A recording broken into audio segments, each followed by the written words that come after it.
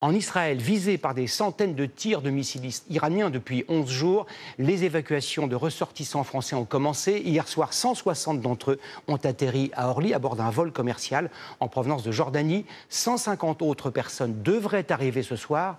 Par ailleurs, des avions militaires A400M ont été mobilisés. Chacun peut emporter une centaine de passagers. Amandine Kreff avec nos envoyés spéciaux Thomas Scott et Michel Misraki.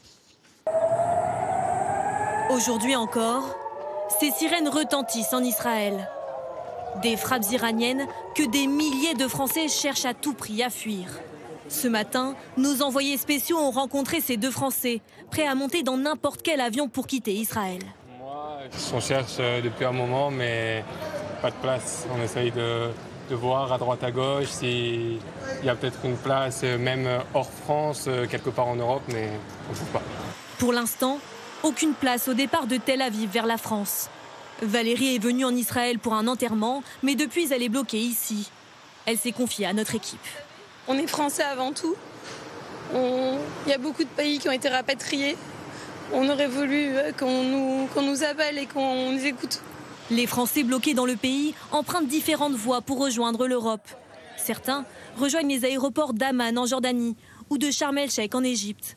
D'autres se rendent jusqu'au port d'Haïfa et d'Ashdod pour rejoindre en bateau Chypre. Mais c'est à nous de prendre nos billets d'avion.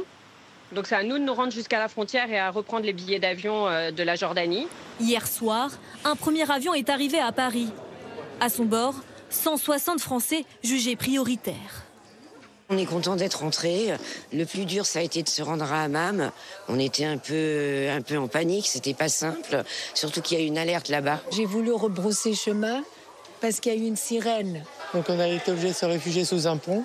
On est resté là une demi-heure. Et ensuite, on est allé à la frontière. On est resté à peu près une heure. Selon une source proche du dossier, l'avion A400M affrété par l'armée française est arrivé à Chypre.